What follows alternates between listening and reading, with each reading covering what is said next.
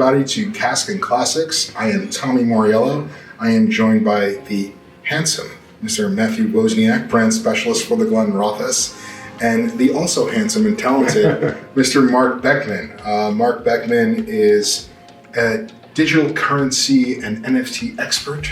Would that be a good way? Sure. And I've had the pleasure of talking with Marc for the last few weeks without actually talking to him through his book, Digital Artwork, Blockchain Technology, all about NFTs.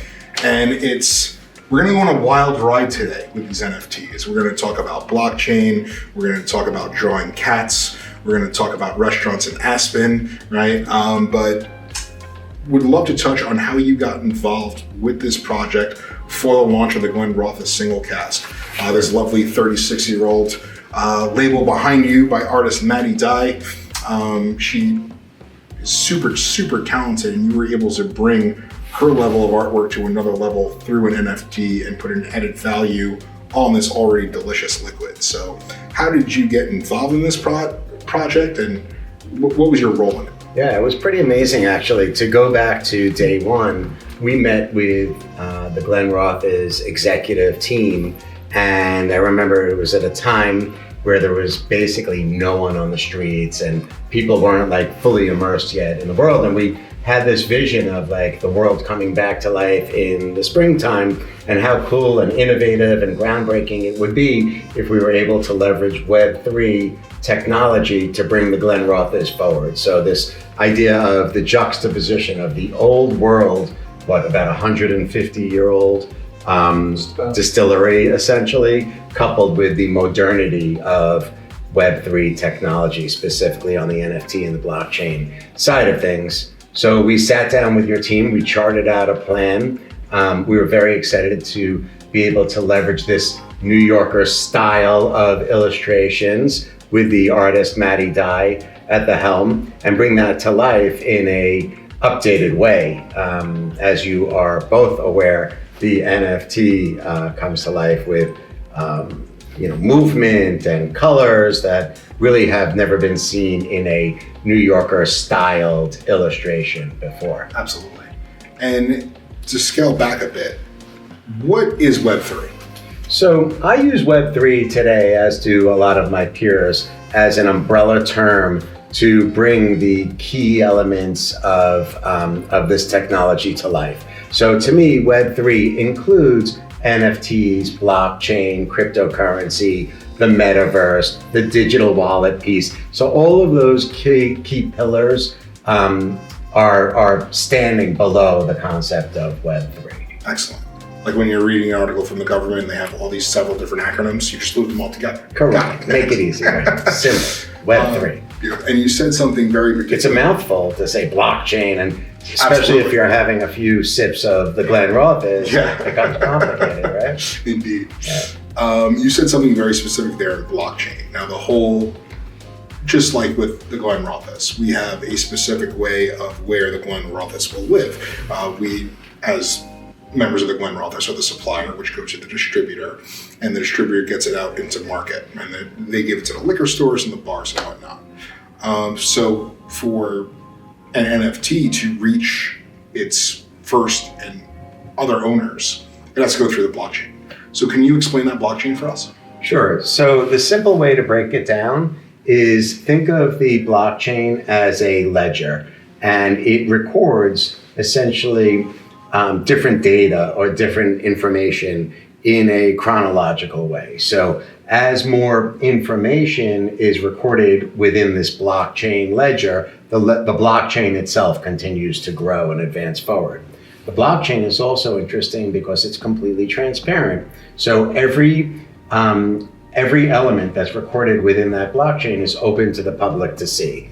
And that therefore gives us proof of ownership as well as provenance. So if an individual purchases one of these limited edition bottles of the Glenrothes, and they collect the NFT with it and then trade it to a friend, and then that friend trades it to another friend, we can actually see the movement of that NFT from party to party, and then prove that it's authentic as well. That's really fun. And there's Matt, you could touch more on this, but there's so many different levels the Glenrothes takes en route to the final product, right? So if you want to explain in Jerez, Spain, that's the first stop, right? We have our cask being made and they all go on through. Exactly. How would the road for the Glenrothes, if the Glenrothes road was a blockchain, how would we go through that? So as far as the blockchain goes, I can't really speak to that, Mark. You're obviously the expert. But for Glenrothes, it essentially starts with the fundamentals. We're going to be using the water, the barley, arguably most importantly the wood as well. That's going to give us, determining a lot of the quality of the final product. Essentially what we're doing is putting the whiskey in casks and letting it age until it's ready to go. Once it's been aged the appropriate amount of time, then it's bottled, and then it goes to the consumer. So it is a multi-step process, and I would imagine there has to be some similarities between the way an NFT is developed, it's implemented into the blockchain, and then how it's received by, I guess you could say, the customer as well. So from like a conceptual standpoint, we're doing the distillation, we're creating this new make spirit.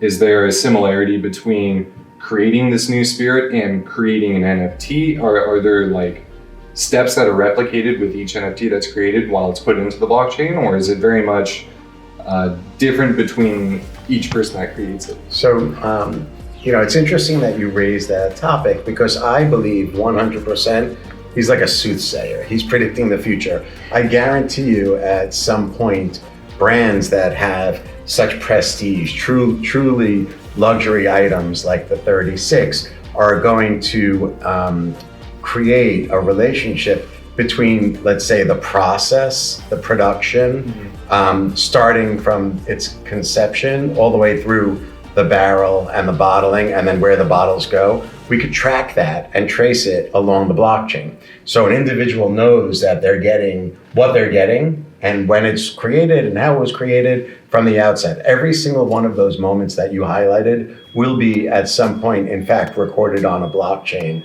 especially for collectible items like the 36. And that's what I find to be so cool, the true ownership of something. When you purchase a bottle of alcohol, yes, you own it, but you need someone like Matt, like myself, like Sebastian, like Erin, who are all on our team to educate you on that bottle. If the Glenrothes itself was an NFT and the breakdown on everything that went into that bottle was on a blockchain, I think that would be remarkable. And the romantic stories that you always say, from literally grain to bottle, you would understand it, and it's verified and it's truthful. Yes, we know we're telling the truth with our 100% malted barley, with our Oloroso sherry seasoned cask from Jerez, Spain, our Coopers at the distillery. We say all of this, and you have to take our word for it. And at the end of the day, it's all words. And if you translate that into blockchain, and you could follow all of those steps that are verified and proven, I think that's remarkable. It's totally remarkable, and I think that there's going to be real financial value also for the collectors in the category, right? Because then they have proof of ownership. Once the NFT is minted on the blockchain, that's immutable, so it cannot change, and that's something they'll be able to pass along generation to generation, much like our parents and grandparents have done with like a certificate of authenticity accompanying a fine piece of artwork. Absolutely. And to break down the word NFT, non-fungible token. I purchase an NFT. As soon as I purchase it, it can't be transferred for anything else other than what it is, including the cryptocurrency that it's on, correct? Correct. It's a one-of-a-kind. More or less, correct. More or less. For the sake of this conversation, yes. It does get complicated, like I said. There will be cats involved. There will be Aspen restaurants involved. Well, there's some tech that allows you to go cross-chain now. But excellent. To really break it down simple for both of you, think about, I teach people this, so like think about an NFT literally as a digital vessel, and anything you could stick into that digital vessel, whether it's a piece of artwork, VR, AR, music, film, think of it as like almost like a cardboard box, but it's digital. Whatever you could stick into it, that NFT effectively creates a vessel that will move from entity to entity or individual to individual if it's passed along.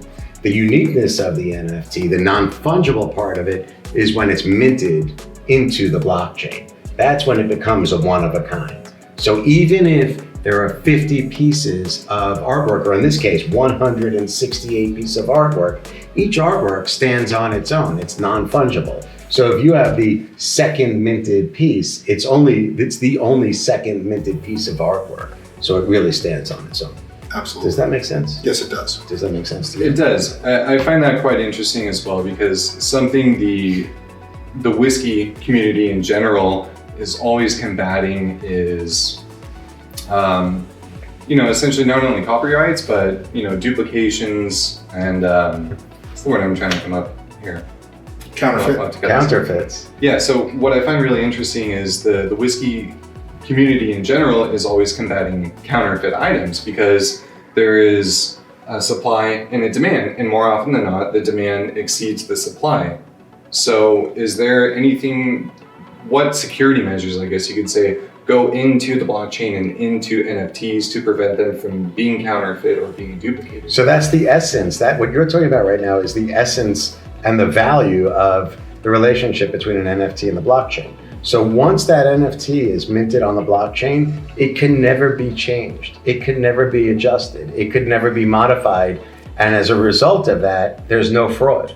Okay. There is some malintent within the community right now where people are like stealing assets and all, but still at the end of the day, that NFT, once it's permanently embedded into the blockchain, it stays in its form. That's all defined by a smart contract. So the coding that we put into a smart contract typically says what rights come along with the digital asset, right? That defines to the individual what their ownership rights are, and effectively doesn't permit the party that's holding the asset to change that asset at all. Interesting. Wow. Which is remarkable. Yeah. If you look back then, looking back at our relationship with Analog Shift, which is a fantastic vintage watch company that's under the Watches of Switzerland umbrella. And the watch community understands this in so many ways. You would have several different type of Rolexes, Panerais, Omegas, and on the outside, it looks just like the watch. But if you open it back up, it could be mixed around, different movements in different places, things that were not part of the original watch that are all thrown away. Sure. And that watch now is not worth the amount of money it should be because it's a quote unquote Frankenstein watch and it doesn't have the original movements. It's not easy to do that. You have to understand watches to do that. But it's easy to break it down and do it for the untrained eye to sell them something that is not worth what they're paying for it. Mm-hmm. Having this in the digital world, having this on the blockchain, and having it be impossible to alter, the level of ownership that you have of this particular item, being any type of NFT out there, makes it even more unique. I could change anything. I could call, I believe, the show Shameless, when they were trying to market their new bar. Yeah. And she digs out a bullet hole and she puts Al Capone shot this here in 19th century. No one's going to know it's true, and it's right. You know, it's remarkable how people could alter certain things for the truth. Digital currency, NFTs, blockchain takes out all of that. Correct. Takes out all malice and shows that what you're getting is truly what you're paying for, and it's unadulterated. It's in its prime form and forever will be. Correct. And it also has the impact of empowering creators and creatives, right? Because it allows now for the smart contract to pay those individuals if they choose in perpetuity. So it's an amazing idea that extends in so many different ways. So, you know, when you talk about, the relevance as it could go from generation to generation or decade to decade, that payment structure also follows decades. So think about like if Picasso was able to feel the benefit of his secondary market sales or peer-to-peer sales in perpetuity, right? Like the artists before, the modern artists, Matisse, Picasso, it extends into even current cool artists that we were alive with, like Keith Haring and Warhol. they unfortunately couldn't lock their artwork into a blockchain and take advantage of all secondary market sales for payment structure. Absolutely. And your work of art will live forever, but you do not benefit off of that. Your family won't benefit off of that, besides the cloud aspect to it. Correct. And I think that whole cloud aspect to it plays a huge game right now into the world of NFTs as well. And as we go into how NFTs become more profitable, one, you need to create an NFT that someone is interested in, correct? So the Glenrothes created an NFT for its consumer. We came out with a delicious 36-year-old cask. And Matt, you could explain more of that. Why is this cask so desirable? So that's actually a really good point. I'm glad you brought it up because I wanted to digress back to your Frankenstein statement about the watches and selling what is like perceived value. I'm going to kind of tie that into a question for you, Mark, if you don't mind. This particular hogshead casks that we use for the Glenrothes 36, 168 bottles in total, all from one single cask. It's basically a one-stop shop for this whiskey. There's no marriage of spirits or blending, no Solera, anything of that sort. That alone adds a very large value to it. The time and maturation process, 36 years of watching after this cask, making sure it's in the right area, maintaining it, I guess you could say, also adds to the value. So the value is definitely there in a very tangible form. Where do you get the value for these NFTs? Is that like a market value? Is it a subjective perceived value? Where do you find a lot of the value in these NFTs coming from? Like, how do they find some of these? It's a great question, actually, Matt. And people ask me this over and over again. And what I do is I try to give it an example. Like we can actually bring it home with regards to whiskey. So whereas a whiskey fan and collector might say, you know what, this new 36 is actually worth a lot more than $3,600. It might be worth, I'm sorry guys, can I get into pricing on that, or is that like By all means, yeah. Okay. I mean, when you get into the second tier market, we put the value of it, of what we want it to be, correct? So from there, whatever the market believes that the value actually is, that's out of our hands. Correct. No. So the idea of letting the marketplace establish the value, the perception of value is really based on the individual, right? Like your father or your best friend might say, you know what, this whiskey isn't for me, I wouldn't spend $10 on it. But yet we know there's a real demand and people will spend north of $3,600. This thing in a short period of time could become worth more than $10,000. Especially if there's such a limited supply of it. There's only 168 of it. Correct. You might love wrestling, I might not care about it. You might put value on a wrestling t-shirt, I might put no value on it.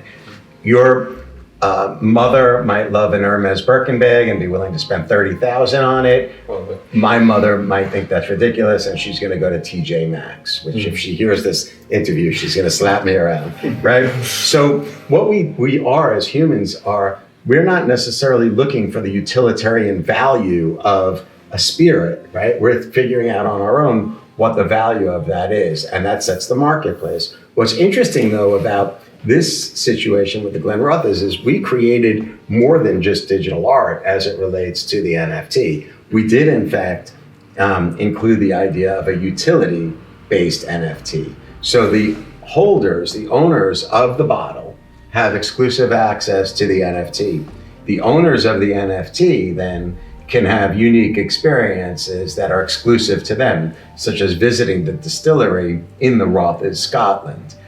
So that value proposition expands, or should expand in a pretty meaningful way, because it's going to unlock these unique experiences and unique services exclusively to the owners of the bottle and the NFT. And that's, I'm sorry. Please. That's where NFTs become extremely exciting, because again, we talk about the untrained eye. There's someone that is involved in cryptocurrency and doesn't understand yet what NFTs are or what the metaverse will be, and are just getting inclined to it. You're giving people something that they could touch, that they could communicate with. You're inviting them to an actual event. It's not just, I bought a JPEG. So You know? more and more, we're bringing the worlds of URL and IRL together, and that's certainly happening in this instance with the Glenrothes. So think of it as like almost a private, exclusive club. So you might be a collector of whiskey and feel like you're in a club already because you have a collection. You might own, the 36. But what this does, the NFT does, is it opens up to another level of exclusivity, of VIP membership. And that type of access is akin to something that one couldn't achieve or ascertain but for holding the asset. And Matt and I have run into so many different people that want to tell us all about their whiskey collection. And that's why whiskey people are amazing. Mm-hmm. They're knowledgeable, they understand their spirits, and they love to share their spirits. And you can't explain exactly what you have. Most of the times you have to go to their at-home bar to see their collection. Now, through blockchain and through NFTs becoming more popular, I could show you my exact whiskey collection on my phone. Mm-hmm. So I could show you the Glenrothes 36, I could show you the Glenrothes 42, the Glenrothes Peat Cask, whatever it may be. I'm making things up now, but just for the sake of the argument, I could have my at-home bar on the blockchain. And like you could talk to people again. I think it's a New York thing, right? You said, you're a native in New York, I'm a native in New York. Mm-hmm. Matt, you have the clout of being a native of New York. we hereby bless you as a New Yorker, even though you're a West Coaster. But I think that specifically with New Yorkers, if something seems too good to be true, it's not. Show me. You have to earn my trust in every which way, and I will poke holes in the game and call you out on things that I think are false. Blockchain technology and the NFTs, everything, the proof is in the pudding. The whole world gets to see it. It's totally transparent. All you have to do is literally go look at the blockchain and you see all of the digital assets. You could go back and see who owns it. It doesn't disclose your individual identity, but it shows your wallet, it shows who holds it, and then you see where it goes forever.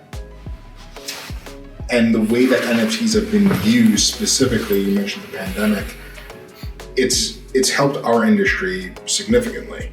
And in your book, you talk about the restaurant in Aspen that was selling the NFTs for a pre-purchased dinner. Yeah. Can you go into that? Because I thought that was one of the coolest things I've read in terms of an NFT and how it was developed. Well, it's interesting. That was one of the things that brought me into the space. And the idea was it was really a movement to make sure that employees in the hospitality category in general, think in terms of chefs, waiters, waitresses, bartenders, would have their jobs in these amazing places, in these amazing restaurants and amazing hotels post-pandemic. So the idea was, we all love restaurant X and we're all gonna go there, we know eventually. So the concept that we came up with was, if you purchase this NFT for X amount of dollars or cryptocurrency at this moment in time, which is below fair market value, it will allow you post-pandemic access to these restaurants at these rates. And the flow through of money that we were able to collect during the pandemic helped keep people in the industry, really alive, if you really think about it, because they weren't being paid. A lot of those people lived on really not paycheck to paycheck, but on tips. So when everything was closed down, they didn't have a chance to earn. So what we were trying to do was get future value in the hands of the NFT holder, so that we could pass along the monies that we collected to leaders and people that work in the industry. Which is tremendous, because an industry that was affected wholeheartedly throughout the pandemic was the hospitality industry. Yeah. And again, the birth of this Cask and Classic series was to try to put butts in the seats to venues, right? Bring people out, show people. We're not filming live today, but others have been, and trying to engage our consumers and bring life back to it, because those are the people that need it the most. Yeah, we should be shooting live though. Yeah, absolutely, absolutely. We have a few more plans for the Inn at Irving Place, and we'll definitely get some more going up there. Cool. Right now, to use this backdrop and something that you were a part of, we definitely wanted to get you in front of this guy. Love it. Yeah. So, but it also shows that an NFT doesn't have to just be a piece of art. the NFT world can be extremely broad, which is what engages me wholeheartedly in it. You know, and you mentioned in your book with things with sports and the route that basketball took. And now we go from drawing cats, right? Like there was, can you tell the story of how the cat drawings became extremely popular? CryptoKitties? Yes. So CryptoKitties was one of the first major projects. I could be mistaken, but I'm almost certain that the company that created and financed CryptoKitties originally is Dapper Labs, the same company that today built up NBA Top Shot, which is exceptional. And I actually think that Nas, the hip hop artist, is an early investor in all of that. But CryptoKitties came out of the gate, I think it was in 2017. It was really one of the first projects, and people went crazy for it. They invested, and the ownership value of that asset literally continues to go like this. It's one of the biggest projects. But the money in the NFT market today is remarkable. In 2022, the amount of money that transferred from an individual wallet into an NFT marketplace, effectively like NFT sales, was equal to, I think it was $40 billion. So far in 2022, between the first of the year and May 1st, we've already recorded about $33 billion in NFT transactions. So we're tracking right now, we're on pace to surpass last year's huge numbers. This is here to stay. It's not going away. And moving beyond CryptoKitties, we've seen all of these other fantastic projects that people use as PFPs, ranging from Bored Ape Yacht Club to Moonbirds, which just had about a $500 million sale just recently within the past couple of weeks.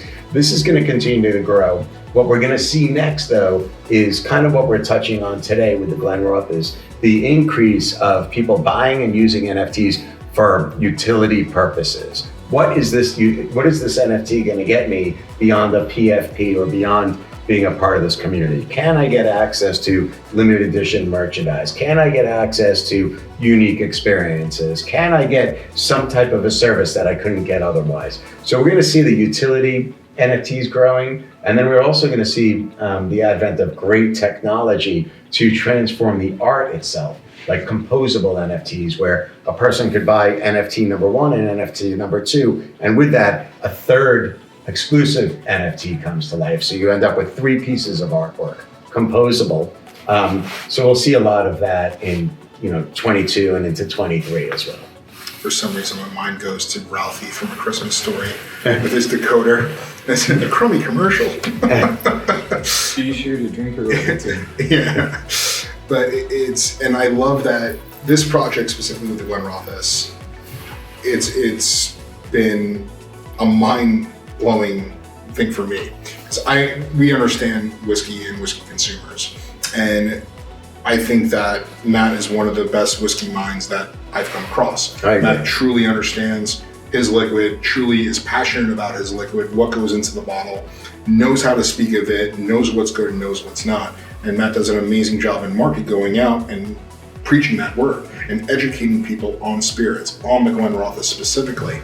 And with that now, we have a new way to fill the seats. People love whiskey. People are extremely passionate about whiskey. We do events weekly, some 2 to 3 times a week of educating people and showing them why we feel Glenrothes is at the level that it's at, why this bottle is warranted for that $3,900.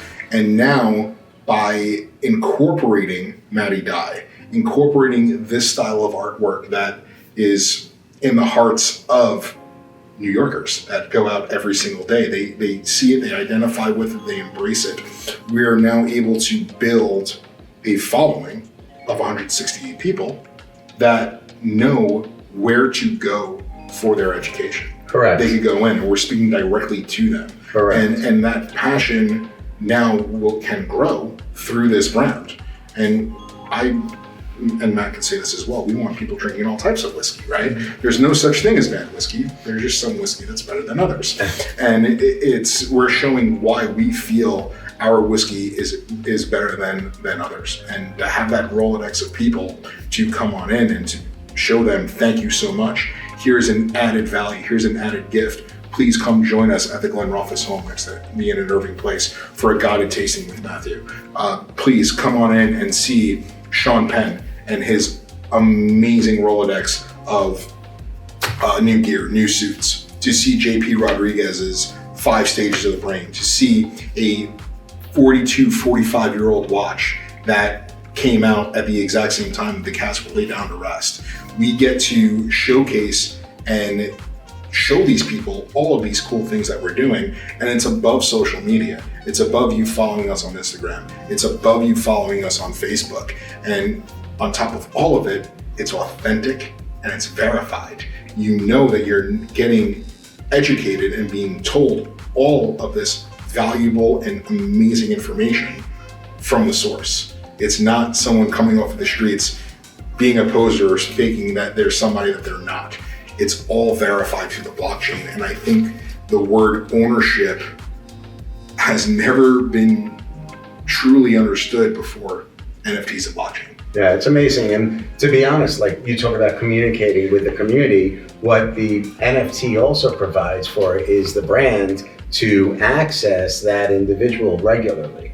So those individuals that own this bottle and this NFT shouldn't be surprised if perhaps the Glenrothes airdrops a new NFT with a new message where they might be able to see you and Matt at a new location with a new event. So it's amazing that this technology opens up that direct line with your base as well. It's awesome. We always want to reward our drinkers, and now we have a way to do so. Of course, and that's something I was curious about as well, because you mentioned the utility NFT, and I mean, correct me if I'm wrong, but we could essentially like use an NFT in conjunction with perhaps an invitation to a dinner, Correct. An exclusive whiskey pairing, Correct. A release such as this, and on top of it, being in the NFT and the blockchain, it would then, in a sense, become a tangible item because you're coming to a location, perhaps getting an education, a tasting, a dinner. Mm-hmm. Is that kind of where like the future of it's heading? Very like, because I know you had mentioned the utility aspect. Yeah.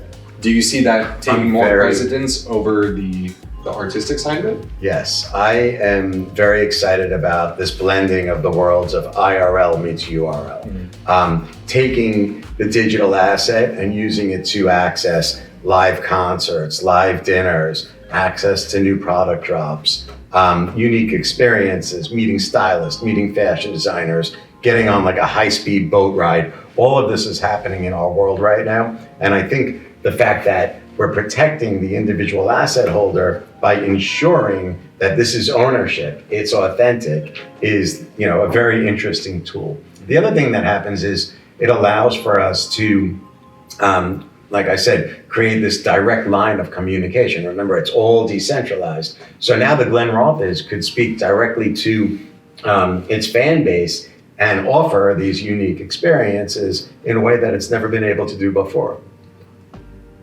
And you have this unique item with an NFT, but it also shows how unique this bottle is. And Matt guided us through a tasting of it on our launch night last month on the 28th, and it's a delicious whiskey, if I must say so.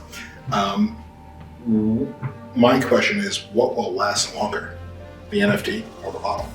Depends. Whiskey's meant to be drank, right? Right. So we're assuming people will be opening this whiskey up and drinking it, but as we've seen with spirits in general, single malt Scotch in particular, that will continue to grow. And there are some bottles of single malt Scotch that could potentially put a kid through school. But there are also some NFTs that hold the same level. So in terms of lifespan, assuming that the bottles will be consumed, or the bottles will never be opened, where do you feel, what will have a longer lifespan?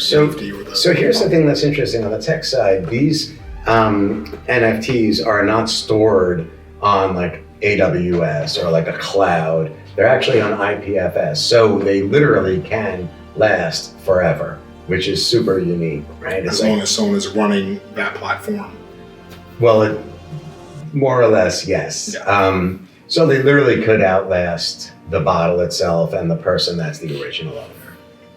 That's really interesting because, Tommy, like you said, there's only a finite amount. Let's take the 36, for example, 168 bottles from start to finish. That's all there's ever going to be, and there's only going to become less and less over time. So I think we're going to see the value increase over time. However, do you see that possibly with NFTs as well? Because if they have this infinite lifespan, do you possibly see their potential value going up? Because unlike an exquisite painting that might get damaged and then it's gone forever, the NFTs aren't going anywhere. So do you see their value increasing? So it could increase in value based upon the quality of the artwork, and it could increase in value based upon the utilitarian nature that's built in. So I might not have been fortunate enough to get one of the 168 bottles, but I really want to visit a distillery. I truly want to go to that live event. So to me, if I could go to the distillery, perhaps with a guest, to me that's worth $5,000. So I might turn around to you and say, like, look, you have your bottle, but I want your NFT.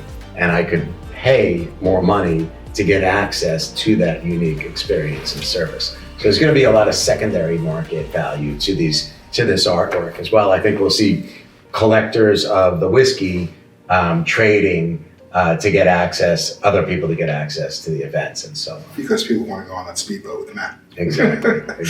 But on top of that, though, now once that ownership trades hands on the blockchain, it still shows that I was an owner of this NFT. Correct. As say now you purchase for $5,000. Yeah.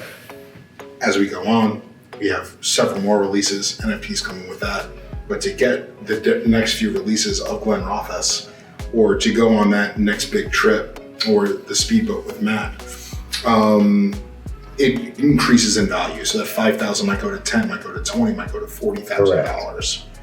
The original owner being on the blockchain, does he see any of that? No. Or she, excuse me? No. Any of the increase in value? No. Typically what happens is the creator of the NFT is built into secondary market and peer-to-peer. Like your Picasso analogy prior. Correct. Exactly. So that's why it's a fantastic tool for like the creatives all over the planet, because very often they're not fully compensated for their artwork. And then also, once the artwork sells over and over again and increases in value, they don't see any of that benefit. Now they can. Amazing. That's it's creating a new economy, honestly. Yes. It's a lot of my peers that are in the tech space that live in communist-ruled nations like China talk to me about how NFTs for them are freedom. And for the first time ever, they could use this technology to have access to any of the content. Like they can't see the same movies or listen to the same songs that perhaps we as New Yorkers have access to. Big Brother is completely cut out of the situation. So they can now, you and I can send a movie over to them. We could be paid for it, by the way.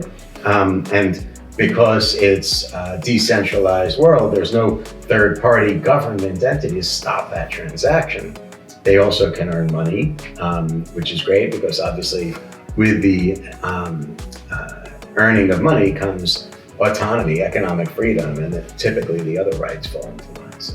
And the benefits that you get from the ownership of the NFT are remarkable. Like you said, like you have events that you could go to, the distillery visits, you could profit off of it. Once I'm done, I did everything I needed to see. I went on the speedboat with Matt. I went to the distillery. Now I could sell these experiences to the next person and I could profit off of it. Correct. So where my mind goes, and I'm sure that all of us have come up and seen fraud on our accounts, right? Your Capital One bill is charged in Idaho at a Walmart for $1,500 in gift certificates. How are you protected in the world of crypto and on the blockchain from, like, how is the cybersecurity for your NFT wallet, crypto wallet? So what I'm finding is this, there's fraud, but it's really happening by the people.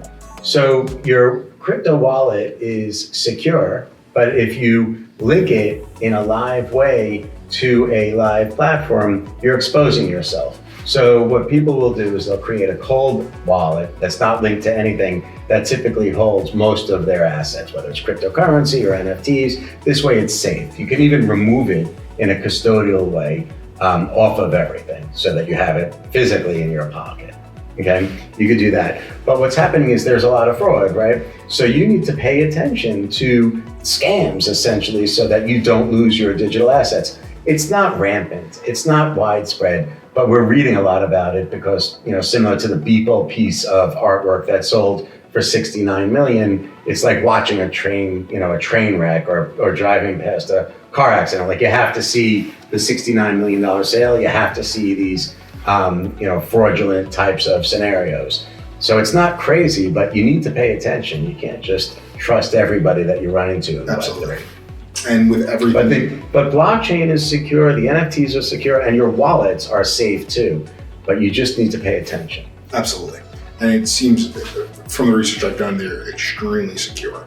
And it takes a very talented mind to infiltrate a blockchain. Like I said, or your crypto. by far, a majority of the situations are just scammers taking advantage of, a trusting person.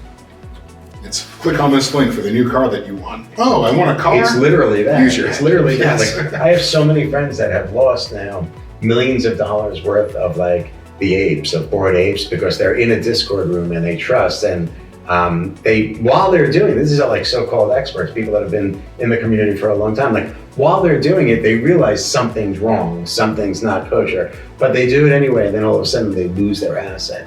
And when that happens, remember, this is a decentralized world we're talking about. So it's not like you could get on the phone and call Amazon and be like, where's my box? Who stole my box from my lobby? I obviously wasn't there. You could check on the camera. I live in New York. I wasn't in Idaho. There's no one answering the Yes. call because there's no one to call. That's it. It's decentralized. So you got to pay attention. Indeed. And you said a Discord room. For someone that is getting into crypto, blockchain, meta, what is a Discord room? So, we were talking earlier, I love this analogy. Somebody said it to me. Discord is to new NFT launches, like the line at Supreme and getting an old wristband is to the next drop.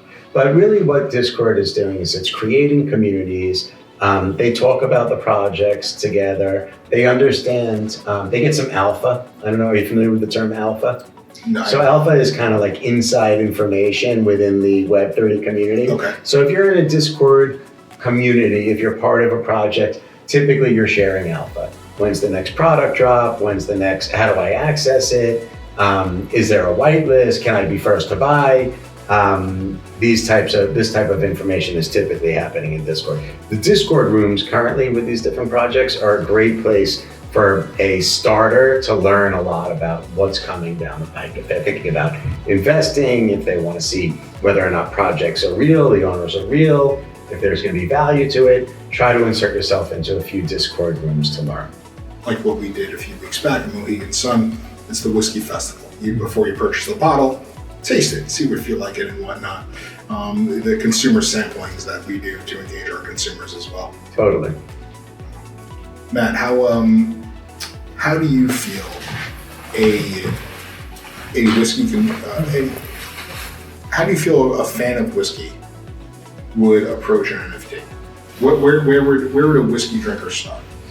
So for myself, being relatively new to NFTs, the concept and the principle behind them, finding out that Glenrothes has an NFT, lots of whiskey manufacturers or distilleries, I should say, have actually made NFTs now, or I have a handful of them.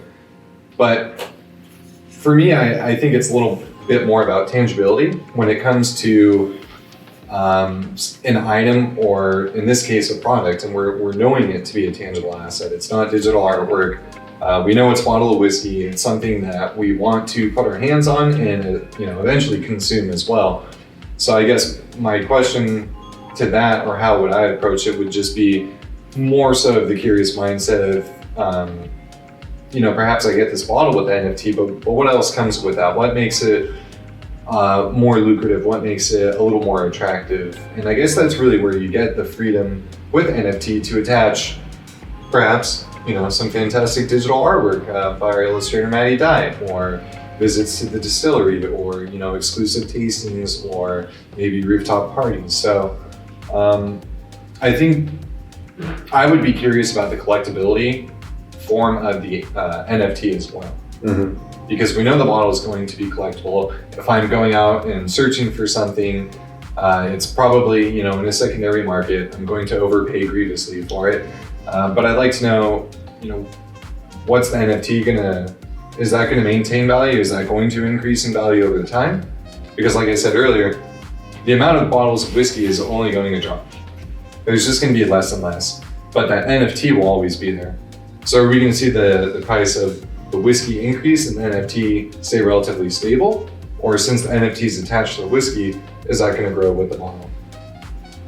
And I think that both, based off of the product inside of the bottle, both will grow. Right. And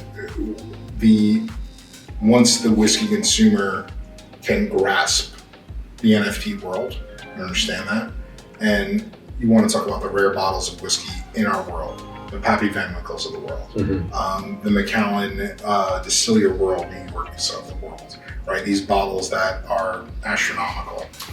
For average people, it is absurd to purchase that bottle. For someone that might have that income to purchase that bottle, still might be a little absurd, but they're going to do it. But now, in doing so, they have an added value to it.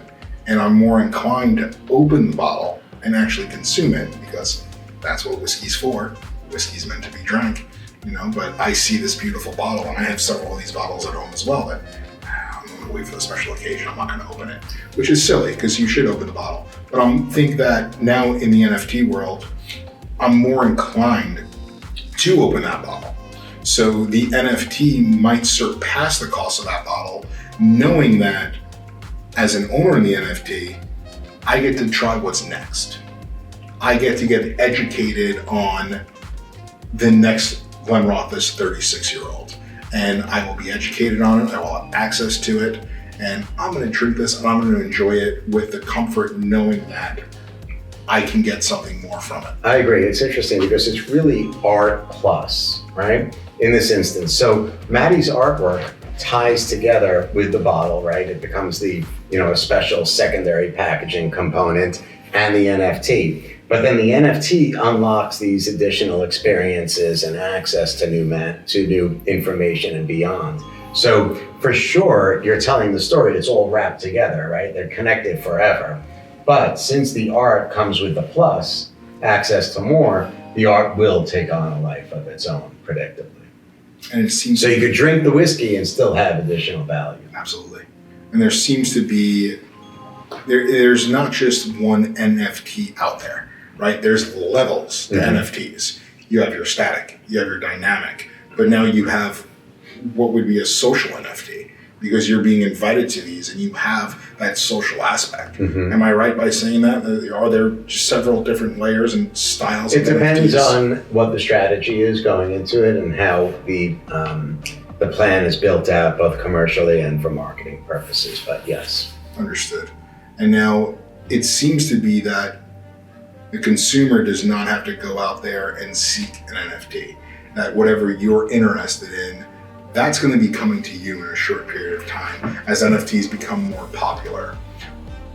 As a brand, we decided to partner with Maddie Dye, who is an extremely talented artist, to go with an expert that understands these NFTs within you and release it, and we feel marketed to the right people. How will NFTs change marketing? Yeah, I think they already are, and that's super interesting. So we're seeing all types of NFT launches in our space beyond your category. We're working in fashion, we're working in art, we're working in sports, film. We're doing a lot of charitable work. So we've put together programs surrounding Earth Day with Save the Chimps and beyond. So to activate across these different business sectors with different reasons behind them, create a whole suite of different experiences and services, depending on who the creator is. The other thing that I think is interesting to note, it's a little bit on a tangent, but interesting to note as it relates to the Glenrothes specifically, is that people are concerned about the environment and the environmental impact of NFTs. I wanted to get into this as well. Yeah, and I think it's like a good segue to mention that we were very deliberate in building an NFT for the Glenrothes that is actually eco-friendly and doesn't have, it maintains a very soft footprint on the planet. So every piece of digital artwork that we're minting in the form of an NFT, because we're on a proof of stake platform, Solana specifically, the amount of energy that goes into minting those NFTs for this project specifically is equivalent to the amount of energy that an individual would use when they're Google searching something or sending out a tweet. So it really is very limited and doesn't have a negative impact on the environment. And by comparison, for Bitcoin, it gets continue up and running. I believe every day releases the same amount of the same carbon footprint that it takes to fuel electricity in Argentina for a day. So I've read actually that it's even worse. So if we are not working on a proof of work blockchain protocol. A proof of work blockchain protocol causes a lot of energy use. So effectively, if you mint one NFT, it's equivalent to the amount of energy that one person in the United States would use over a 30-day period. Wow. So for us, it's significantly marginal. It's literally the amount of energy that goes into sending a tweet. And I love that because, again, it practices our look beyond approach as a brand. We always say you have to look beyond to find the Glenrothes. Yeah. We're making it a little easier nowadays with our marketing, specifically with the NFT and the launch of this model. But you would have to take a deeper perspective to understand the process behind it. And I think that the Glenrothes practice its ethos in doing just that and ensuring our carbon footprint would not hurt the environment. And we are practicing sustainability as Etrington does as a whole as a company. So thank you very much for bringing that up. I did want to bring that up as well. I appreciate that. Matt, in terms of comparisons with our liquid, I think our liquid is very rare. I think that it speaks to a specific whiskey consumer and someone that we say we're the whiskey drinkers whiskey, correct? Absolutely. What would be the whiskey drinkers NFT? Outside of being able to go to a distillery and all this, what would a whiskey drinker look at as an NFT? I gotta own that. I mean, assuming that we're talking about the common interest of whiskey, exclusive tastings, memberships, entry access points to private events, that for me would be a really big one. I think there's a lot of potential to start pooling stuff like that together and attaching it, via an NFT to the purchase of a bottle or something along those lines.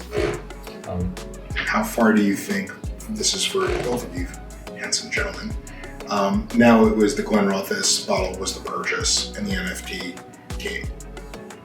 When do you think it'll be the NFT purchase and then the bottle after? Do you think that'll be coming anytime? I mean, I speak with very limited experience. I'm sure you can elaborate quite a bit more. I feel like it could be that way right now. To be honest, when I first learned about the 36, I knew that 36 was going to be essentially the bread and butter, the prize, so to speak. But I wasn't sure if the NFT was built around that or if that was accompanying the NFT. And I suppose it comes down to the scale of what the NFT is versus what the bottle is. Because if we did, let's say, this particular NFT, an invitation to the distillery, the live illustration from Maddie Dye, but we put it with our 12-year-old bottle, then you're buying the NFT, you're just getting the bottle. So I feel like it's, that's really subjective right off the get-go. The hook is most important. Yeah. I think, Tommy, you're like really into predicting the future today. So in my opinion, I think that, houses like the Glenrothes are going to start to use in the future this technology to create different experiences altogether. So there could be financially motivated experiences where if you purchase the NFT, it's backed by an asset like a bottle of whiskey, right? If you purchase the NFT, you're a member in a club that perhaps spans more than just the 36. Maybe it's the entire product portfolio. You'll see these different use cases rise within the whiskey space by activating the NFT. And I think that there could be multiple reasons to hold ownership over the NFT.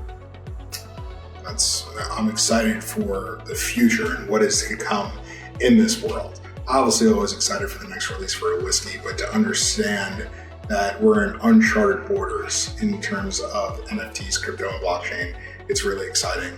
And I think that what stands out most of being a part of the NFT world is ownership. So, Tommy, you had mentioned looking beyond, and looking beyond is, to Glenrothes, since we've been in production since 1879, it's become very much of a lifestyle. And I like to say Glenrothes is that hidden gem, that diamond in the rough.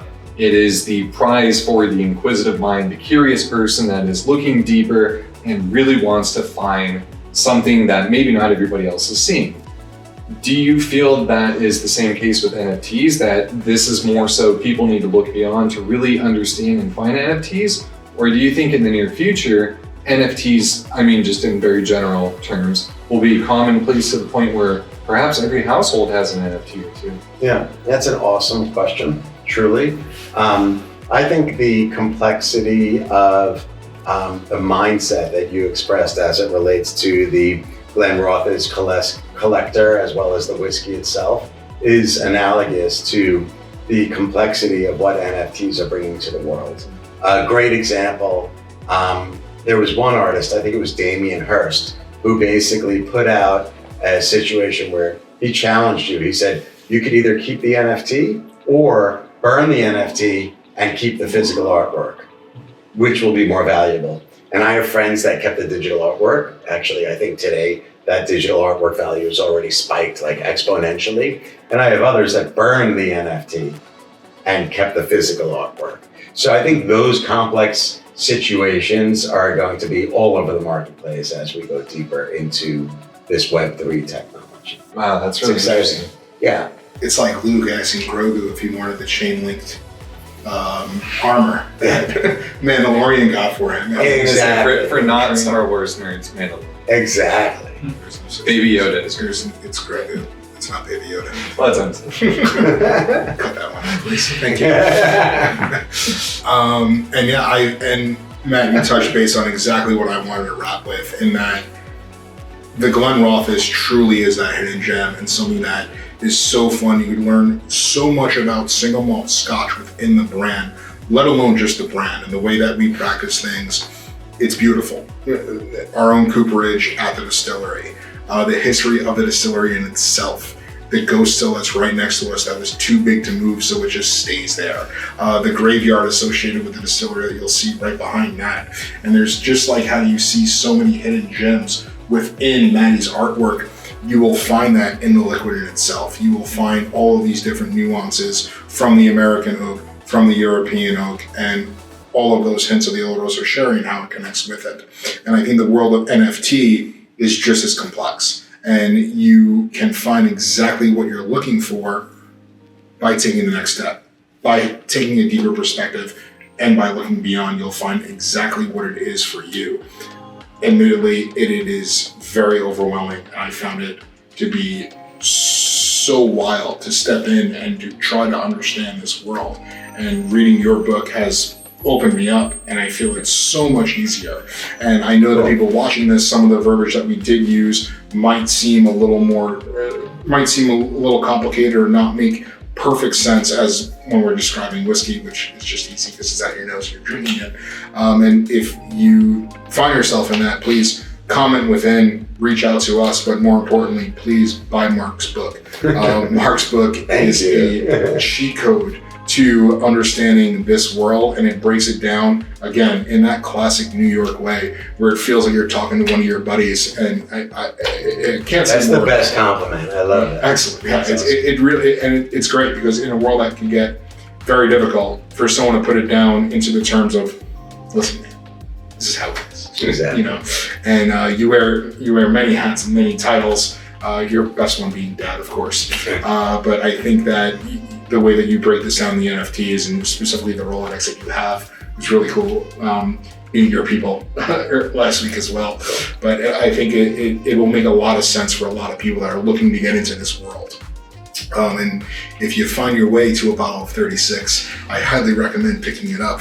And you will have all of these amazing events in the future with Matt, with myself, with the entire brand team to celebrate this beautiful achievement and this beautiful NFT world. And it's something that you own digitally, but also something that you could touch and be a social part of. So thank you very much for putting us in this position as a brand, for our brand to get out there and to allow us to educate the proper people, for Maddie Dye to get her artwork out to so many other people as well, but for taking the time to educate us about this world. And hopefully people will have a better understanding of NFTs in general and not just what the Glenrothes is trying to do. Awesome. Anywhere, you were talking about your teaching. If someone was involved in this and wanted to get involved in one of your classes, where would they register? Well, I teach at NYU. I teach an MBA class at NYU Stern. So very easy school to get into. But start with the book. Start with the book. The book is more to the fact. The book is a really good start. That was available everywhere. That was a way of trying to get you to flex your NYU muscles, but I think I worded it in the wrong way.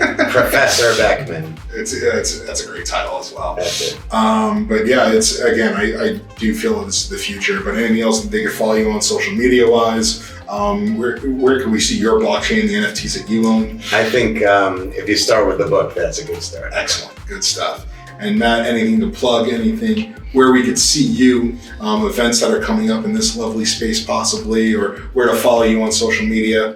What school are you a professor of as well? I don't have those credentials. I was going to say Yale, but no, absolutely. So we have this space throughout the rest of the May month.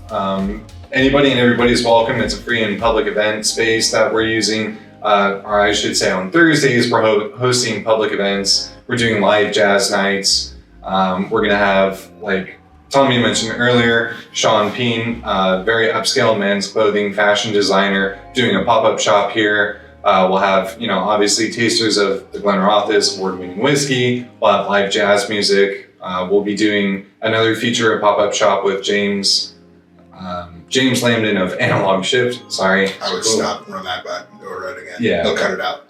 Okay. We'll be doing another essentially pop-up shop with James Lambden of Analog Shift, which will be displaying some of his watches, also available for purchase, and then doing the live jazz evening as well. But we'll be filling the space out with free events throughout the rest of the month. So do be sure to check on eventbrite.com. You can just look up the Glenrothes and you can see what we're doing locally. Like I said, it's free to attend as well. So please do come down, speak with me, let's talk whiskey, if nothing else. Excellent. And follow him on Instagram at Glenrothes Matt for all things outside of this space. Thank you guys so much. Hope you guys learned a little bit about NFTs, and we look forward to sharing a dram with you in the near future. Cheers. Thank you.